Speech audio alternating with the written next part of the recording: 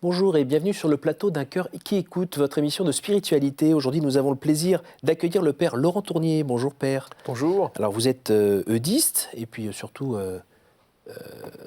supérieur général des eudistes, provincial de France. Non, provincial de France. Mais eudiste, c'était ça le plus important, parce que ça c'est stable. Alors provincial, ça va changer. On est en pleine semaine missionnaire. Alors vous allez pouvoir nous parler de la mission et puis aussi surtout de votre amour de Saint Jean-Eudes qui nourrit votre vie aujourd'hui. Mais juste avant, je vais vous demander de nous lire un extrait de texte que vous avez choisi, comme le veut la tradition de cette émission. C'est une bonne tradition, surtout que Jean-Eudes est un bon auteur spirituel qui peut nous aider les uns et les autres. Je vous ai pris un texte où il se pose la question « Qu'est-ce qu'être chrétien ?» Être chrétien, c'est être enfant de Dieu et avoir un même Père avec Jésus-Christ, son Fils unique. Par notre nouvelle naissance dans le baptême, en laquelle nous recevons un nouvel être et une nouvelle vie, Dieu est notre Père et nous sommes ses enfants. Ainsi, nous sommes frères de Jésus-Christ. Nous partageons son sang, sa race royale et divine. Nous entrons dans sa généalogie.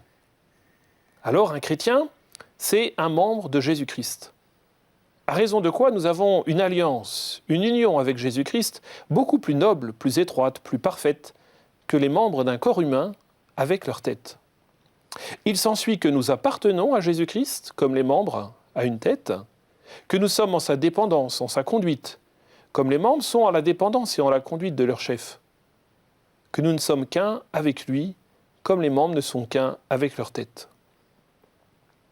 Donnez-nous à Jésus-Christ comme ses membres et faisons profession désormais de vivre de sa vie, comme disait Grégoire de Nice, pour qui le christianisme, c'est faire profession de vivre de la vie de Jésus-Christ. Pour cela, un chrétien, c'est le temple du Saint-Esprit. Le Saint-Esprit nous a été donné pour être l'esprit de notre esprit, le cœur de notre cœur, l'âme de notre âme, et pour être toujours avec nous et en nous, comme en son temple. Considérons attentivement ces vérités et gravons-les bien avant dans nos cœurs, afin de nous exciter à bénir et aimer Dieu pour les obligations infinies que nous lui avons de nous avoir fait chrétiens. Qu'est-ce qui vous a touché particulièrement dans ce texte ? C'est la relation dont parle Jean-Eudes. Une relation très intime, une relation avec chaque personne de la Trinité, qui passe déjà par l'expérience de l'incarnation, le Seigneur qui est venu, l'un de nous, et qui continue à être là. Et à partir de là, il reprend donc cette expression « faire profession ». Je trouve que c'est une expression très moderne. Parfois on dit « Oh, Jean-Eudes, il a 400 ans ». Voilà, mais faire profession, c'est-à-dire devenir un être tout habité du Christ. Voilà, dans la vie quotidienne, avec du coup cet appui aussi sur ce que Jean-Eudes appelle dans d'autres textes l'esprit de Jésus qui nous est donné. Alors voilà, on est en communion, en partage avec chacune des personnes de la Trinité. Et à partir de là, être chrétien, eh bien, c'est répondre à un amour. Ça veut dire quoi concrètement, être habité du Christ tous les jours ? Être habité du Christ tous les jours, je crois que c'est un peu l'inverse de la culture dans laquelle on vit, où tout est cloisonné par petits morceaux. Alors on est à multiples facettes en fonction des activités qu'on a. Être habité par le Seigneur, habiter du Christ, vivre de lui, eh bien c'est au contraire, trouver le fil commun de ce qui rassemble chaque étape de notre vie, chaque moment de notre quotidien. Alors vous, par exemple, c'est quoi ce fil rouge ? C'est le Christ, mais concrètement, comment vous y accrochez ?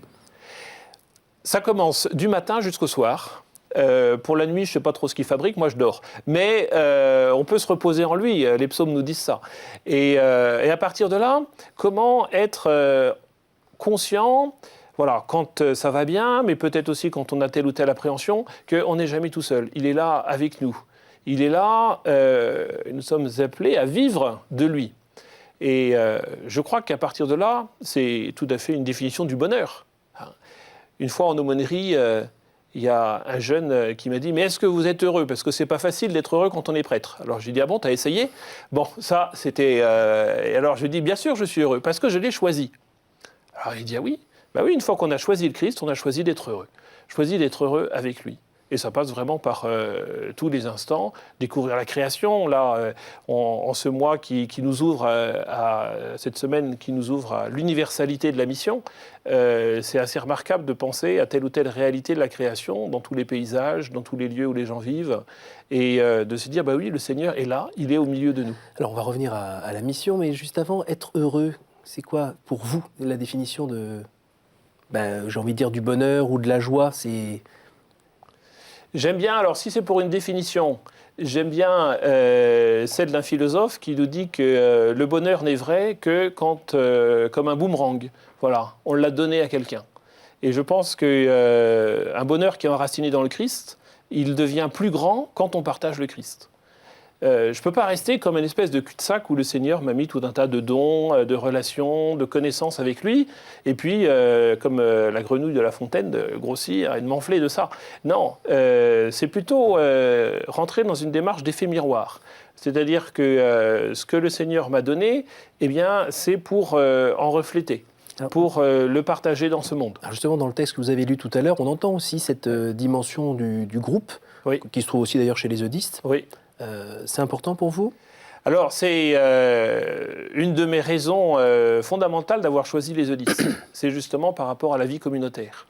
Et comme provincial, mes confrères vous diraient que je leur casse les pieds en leur disant que la mission commence par le témoignage de la vie communautaire.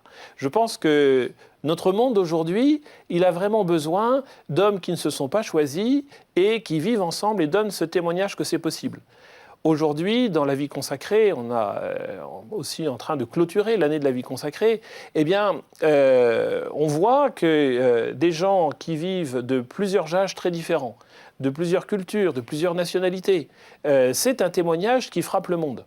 Alors continuons à donner ce témoignage-là. Et je crois qu'en Église aussi, dans mon parcours, j'ai eu le bonheur d'être curé à Brétigny-sur-Orge, dans l'Essonne.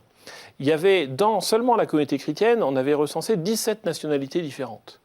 Eh bien, tout ce monde-là vivait en bonne intelligence et, au contraire, s'apportait une stimulation de partager ses richesses et donc d'enrichir la communauté de cette somme de richesses.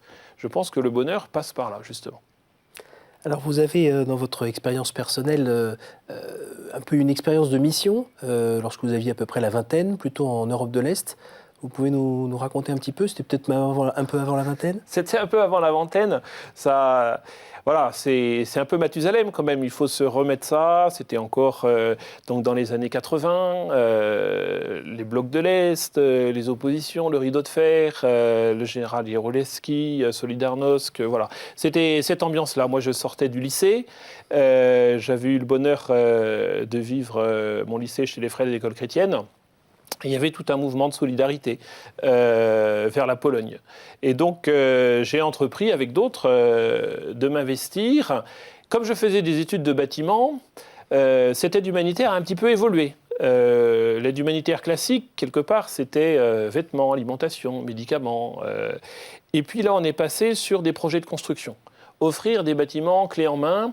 Alors ça a été pour Foi et Lumière, ça a été pour les missionnaires de la Charité, les sœurs de Mère Teresa.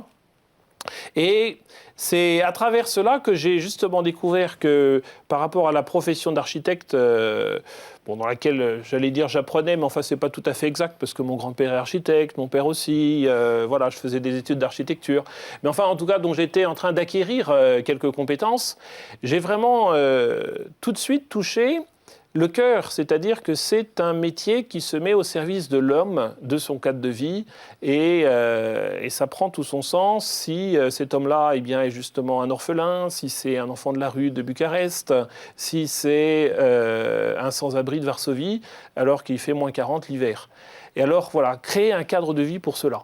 Et moi, c'est par ce côté-là que le Seigneur est allé m'appeler en disant « Mais le cadre de vie, c'est bien, mais est-ce que l'homme n'est pas plus important que le cadre de vie? Est-ce que tu ne voudrais pas te mettre au service de l'homme et pas seulement de son cadre de vie ?» Et vous sentiez à l'époque que vous aviez besoin de donner un sens à ce que vous faisiez?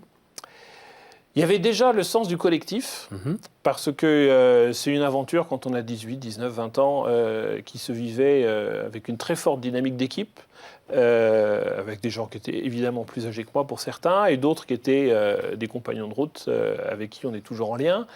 Et puis aussi de ne pas perdre le lien de cette fraternité.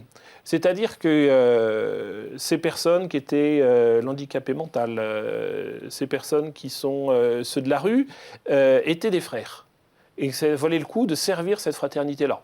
Alors c'est aujourd'hui un slogan qui est un peu plus répandu dans l'Église, et heureusement, mais moi je l'ai expérimenté sur le terrain, que c'était là qu'était ma motivation. Et vous vous souvenez de qui vous a ouvert les yeux justement sur les besoins de l'autre et la possibilité que vous aviez de lui apporter quelque chose ? Ça s'est fait un peu par un détour. Il risque d'y en avoir plusieurs dans l'émission. J'enracinerai ça dans les suites de ma confirmation. Donc voilà, tout feu, tout flamme en 3e, confirmé, en disant, voilà, j'avais quand même la conscience que c'était pas simplement une étape sur un parcours, mais c'était vraiment moi qui décidais de le faire, de recevoir cette aide-là, sans savoir trop peut-être encore qu'est-ce que c'était que cette aide-là. Mais par la suite, au lycée, je me suis posé cette question, bah oui, devenir prêtre peut-être, ouais, mais enfin bon, il y a quand même pas mal d'inconvénients. D'abord, il faut parler en public. À l'époque, c'était pas du tout mon fort. Ensuite, j'étais dans un milieu très catholique, ce qui est très dangereux pour les vocations, parce que c'est pas le meilleur endroit où on dit du bien des prêtres. Du coup, c'est pas la meilleure motivation et encouragement qu'on peut recevoir. Et puis, le célibat à 15 ans, c'est quand même pas la panacée non plus. Voilà, donc j'ai été dit, ouais, bon, non, ça pas trop pour finir, mais être chrétien, c'est pas que aller à la messe. Voilà. Alors, qu'est-ce que je peux faire ? Alors j'ai commencé à rentrer dans la Société de Saint-Vincent de Paul, aller visiter des personnes âgées, disant tiens, ça commence à prendre du sens. Et puis alors après, est arrivé ces événements, donc faire des cartons, charger les camions, puis à force de voir charger les camions, eh bien tout ce groupe du collège-lycée m'a dit bah, et toi, tu pourrais peut-être partir pour aller décharger maintenant. Alors voilà, je suis parti pour aller décharger. Et un homme qui était responsable des anciens, je venais juste de passer mon bac. Le dernier déchargement qu'on faisait, c'était dans un endroit au Foyer Lumière, animer une colonie de vacances. Imaginez 40 enfants trisomiques qui sont dans une maison, il n'y a pas l'eau, pas l'électricité, et on fait la cuisine au feu de bois, donc avec les animateurs pour plus de 60 personnes. Et on remontait un peu déprimés dans le camion en partant, en les laissant dans cette espèce comme un peu insalubre en fait. Il me dit, mais toi qui fais de l'architecture, faudrait que tu fasses quelque chose pour cette maison. Et ça a commencé comme ça. Alors après, dans votre parcours, il y a aussi un autre moment assez fort, c'est la rencontre avec la famille eudiste, que vous ne connaissiez pas particulièrement. Pas du tout même. Pas du tout. Ça a même d'ailleurs commencé par quelque chose d'un peu brutal. À force de chercher de l'argent pour les convois humanitaires, j'avais donné pas mal de témoignages. À ce titre-là, je m'étais retrouvé impliqué dans l'équipe du pèlerinage des étudiants de Chartres, et puis après dans celle des JMJ de Częstochowa en 91. Et Cardinal Lustiger, à un moment qu'on voit voilà, aussi on voit passer le Cardinal Lustiger, on voit passer Michel Dubost, évêque aux armées, et l'évêque aux armées. Et du coup, il m'embauche au diocèse aux armées pour mon service militaire. J'arrive au Prytanée. On est donc l'embauche s'est faite au printemps 91. Les JMJ étaient 91. Et puis, donc, suite au JMJ, j'arrive pour la rentrée scolaire. Prytanée national militaire de la Flèche, donc un lycée militaire, pour donc des classes lycée et classes préparatoires. Et le colonel me reçoit le jour où j'arrive, et il me dit c'est vraiment n'importe quoi, vous êtes secrétaire d'un aumônier, ici il n'y a plus d'aumônier. Donc on était un jeudi, vous voyez, 25 ans après, je m'en souviens, parce que ça avait commencé un peu à la manière militaire par un gros ronflement. Et il me dit bah, vous faites ce que vous voulez, mais dimanche il y a 900 personnes à la messe, donc vous arrangez. Alors, je rappelle le diocèse aux armées, on dit « Ah, vous ne tracassez pas, tout est prévu. » Samedi, un aumônier arrive. Et samedi, je vois arriver effectivement un très grand gaillard qui se présente à moi et dit bah, « Je suis le père Yves Marchand, eudiste. » Et j'ai dit « Eudiste, je ne sais pas ce que c'est, j'en ai jamais entendu parler. » Et voilà, l'histoire a commencé par presque ce déni. Il fallait qu'on se mette au boulot pour que le lendemain, tout soit prêt pour la messe. J'ai passé un an fantastique avec lui. J'ai découvert... le goût de travailler avec d'autres, le partenariat prêtre et laïque, l'importance d'une prière partagée en communauté, et à partir de là, de la perspective du séminaire de Paris dans laquelle j'étais avant, est venu quelques éclairages. J'ai fait l'année Saint-Augustin, j'ai fait les 30 jours de Saint-Ignace, et à ce moment-là, de pouvoir se dire non, la vie communautaire va être un socle. Et ensuite, rentrant en formation chez les eudistes, là, j'ai pu découvrir que cette vie communautaire ne pouvait pas tenir sans un courant spirituel initié par saint Jean-Eudes. Alors justement, saint Jean-Eudes, là, je crois que vous êtes en train de travailler un petit peu sur le... Alors je ne sais pas si c'est une cause de... C'est pas de béatification, mais c'est pour qu'il devienne docteur de l'Église, qu'il soit reconnu comme docteur de l'Église. Donc on va dire que vous le connaissez bien. Vous le connaissez un petit peu. Voilà. C'est vrai qu'il est plutôt jeune, hein, 400 ans à peu près. 400 ans, oui. Mais c'est un très grand monsieur. Les œuvres complètes de saint Jean-Eudes, c'est 90 cm sur une étagère. Donc je ne peux pas dire que je connais tout de lui.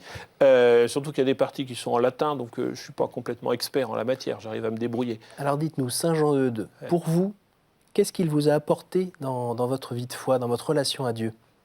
C'est un homme de terrain. Quelque part, un jour, un prêtre m'avait dit en fait, quand tu es devenu prêtre, tu n'as pas changé grand-chose, parce qu'un architecte est un homme de terrain qui se met au service des autres, qui ne peut pas vivre la monotonie parce que chaque chantier est différent. Voilà. Et avec saint Jean-Eudes, j'ai retrouvé un homme de terrain. C'est tout à fait étonnant. Un homme très mobile. Alors, et ça aussi, c'est quelque chose qui me correspond bien. Pour son époque, au XVIIe siècle, Henri IV, Louis XIII, Louis XIV, pour le début, eh bien, il a sillonné de Cherbourg à Autun et de Rennes, même un petit peu de la forêt de Paimpol, jusqu'à Châlons en Champagne.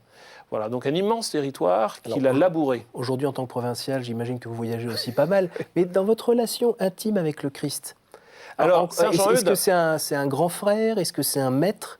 C'est un ami? C'est le grand frère est parfois un maître. Il s'avère que là, c'est le cas. Et une proximité. Moi, je pense que saint Jean-Eudes n'est pas quelqu'un qui nous donne des solutions. C'est quelqu'un dont on voit le génie de l'initiative, le génie de l'intuition, quelqu'un qui ne refuse pas les difficultés du moment. Il s'est confronté à la peste, il s'est confronté à la révolte des Va-nu-Pieds, il est allé dans les prisons où pas ou peu d'aumôniers allaient. Voilà. Il s'est fait proche, et j'aime beaucoup sa formule, des indéfendus. C'est-à-dire qu'effectivement, il y a une difficulté qui est rencontrée, mais une difficulté, ça peut être tout simplement une personne qui est isolée, ça peut être une personne qui vit mal sa maladie ou qui en a ras-le-bol de sa chimiothérapie. Voilà, c'est un indéfendu en soi. Oui, mais quelqu'un avec un fort tempérament et une grande volonté peut faire la même chose. C'était quoi, lui, sa recette? Sur quoi il s'appuyait? Il ne le faisait pas pour lui. Une chose qui n'est pas très connue, je suis content de pouvoir le dire dans le cadre d'une émission télévisée, c'est que saint Jean-Eudes, dans ses intuitions, a eu celle de la custode. La custode, vous savez, c'est cette petite boîte qui aujourd'hui est souvent devenue en or pour transporter le Saint-Sacrement. On est au XVIIe siècle. Un prêtre qui devait apporter le Saint-Sacrement était en soutane, bien sûr, en surplis, devait avoir un servant d'autel qui avait une cloche, un autre qui avait une lumière, et puis lui, de manière très respectueuse, transporter le Saint-Sacrement. Saint Jean-Eudes n'a pas balancé tout ça. Il a essayé d'adapter à la situation dans laquelle il était. Il allait voir les pestiférés, mais il ne voulait pas y aller lui. Il voulait manifester la proximité du Christ auprès d'eux. Et cette proximité du Christ, il l'a manifestée physiquement en suspendant à son cou une boîte en métal blanc dans laquelle il y avait le Saint-Sacrement. Pour montrer qu'effectivement, ce n'était pas lui, Jean-Eudes, qui allait. C'était le Christ qui était là, présent avec eux et au milieu d'eux.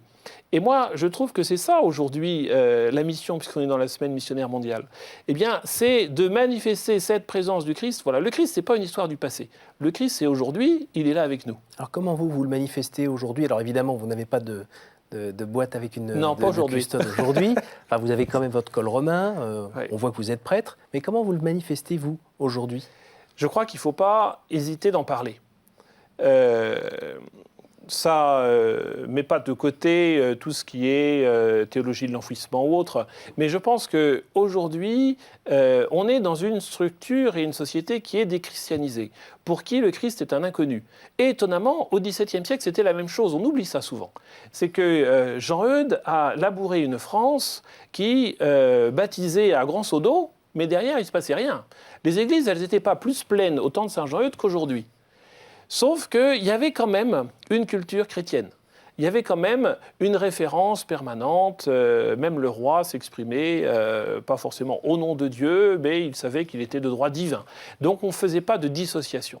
Aujourd'hui, je crois qu'il y a vraiment tout un travail de B à bas à refaire, et pour ça, il ne faut pas hésiter à parler de Jésus. Jean-Eudes, il avait cette faculté extraordinaire de parler justement pas forcément de Jésus-Christ, mais de Jésus. Un homme qui est Dieu et qui se fait proche des hommes et qui permet que Dieu soit proche de tous. Et à partir de là, je crois qu'aujourd'hui, ça c'est vraiment ce que nous devons trouver. Alors justement, aujourd'hui, on est en 2015. Vous, comment vous faites ? Alors, dans la tâche de provincial, ça peut prendre différentes activités, parce qu'on ne va pas se repartir depuis les années 90 où on était tout à l'heure. Je pense déjà, moi, il m'appartient aujourd'hui de continuer l'œuvre de Jean-Eudes dans la formation des prêtres. Oui, parce que Saint-Jean-Eudes, c'est la formation des prêtres et puis la mission. Et la mission. Et justement, il avait ce génie-là aussi de former les prêtres en les emmenant en mission. Et je pense que ça, c'est une donnée qui est très importante. Bien sûr, pour être prêtre, il faut apprendre à prier, il faut avoir plus que des bases en théologie, il faut avoir une certaine expertise de la parole de Dieu. Mais il faut aussi avoir cette dynamique missionnaire, cette proximité, cet aller vers. Et peut-être que dans ma formation, j'essaye de transmettre ça, quitte à emmener avec moi aussi tel ou tel séminariste à la manière de Jean-Eudes. Ce que j'ai fait l'été dernier, en prenant un séminariste qui est parti en mission avec moi au Liban et en Syrie, ou en Liban pour rencontrer des Syriens, mais voilà, entraîner. Donc ça, c'est une première manière de le faire. Une autre manière, c'est d'intervenir dans les écoles. Les eudistes aujourd'hui, par faveur de la révolution qui nous a chassés des séminaires, et alors du coup nous voilà engagés dans l'enseignement catholique, eh bien c'est de former aussi les acteurs, non pas de l'Église, mais du monde de demain. Et de faire que eux, ils soient en contact avec le Christ maintenant, pour rester en contact avec le Christ toujours, et aider d'autres à devenir en contact avec le Christ. Ça, c'est un autre élan très important. Le provincial, il y a aussi celui qui va prêcher, alors soit des week-ends, soit plus largement. Dans nos écoles, on a ce souci-là. La pastorale n'est pas que pour les jeunes. La pastorale est aussi pour les enseignants et aussi pour les parents. Dans les établissements eudistes, on leur dit ça. Vous inscrivez votre enfant, mais vous aussi, vous allez rentrer dans un chemin de pastoral. Alors, je vous arrête parce qu'on la voit bien, la mission dont vous parlez, c'est pas celle de l'Asie ou de l'Afrique. C'est ici et maintenant, à côté de chez nous. On a quand même l'impression que les ouvriers sont peu nombreux et que la tâche est immense. Vous vivez ça comment, personnellement ? Alors, très très bien, parce que vous faites une excellente transition avec le dernier point que je voulais signaler, c'est la formation des laïcs. Heureusement, de manière tout à fait inspirée, Jean-Eudes, quand il a fondé la congrégation, a dit c'est une congrégation pour former les bons ouvriers de l'Évangile.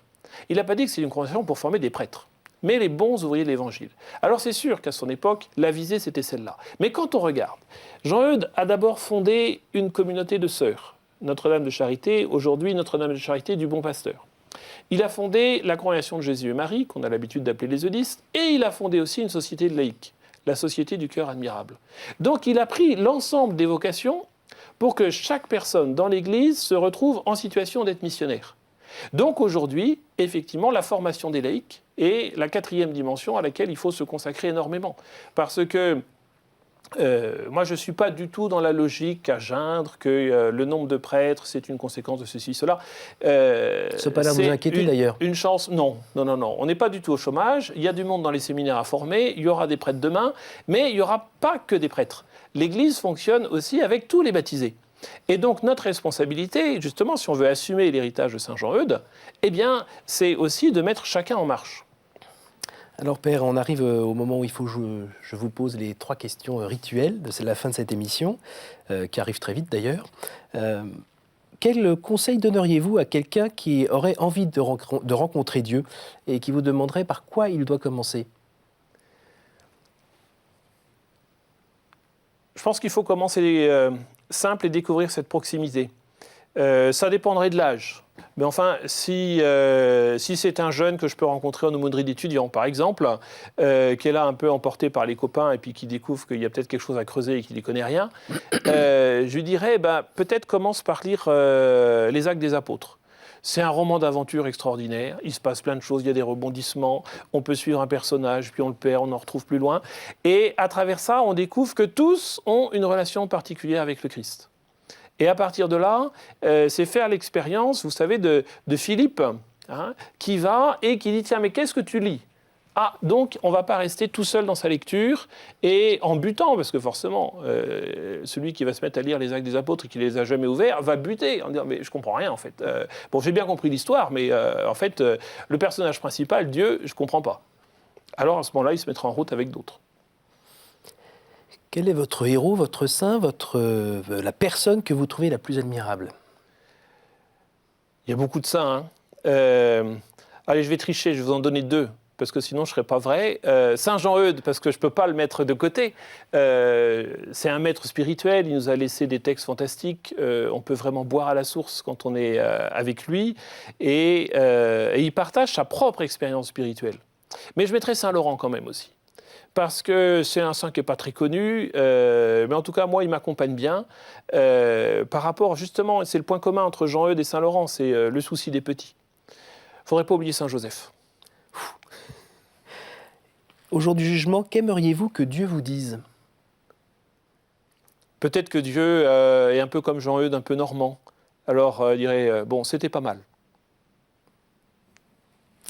Merci beaucoup, Père. Je rappelle que vous êtes donc provincial des Eudistes, une congrégation missionnaire née au XVIIe siècle. Alors, pour en savoir plus, je vous donne rendez-vous sur www.eudiste.fr.